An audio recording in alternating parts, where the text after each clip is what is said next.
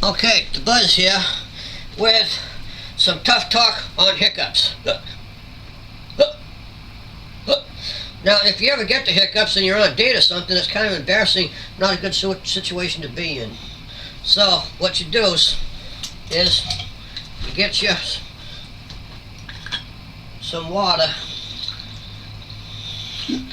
and you drink it from the opposite side. You don't drink it from the front, you drink it from the back. So how do you do that? You gotta bend over like this, upside down like this, and drink it from this side.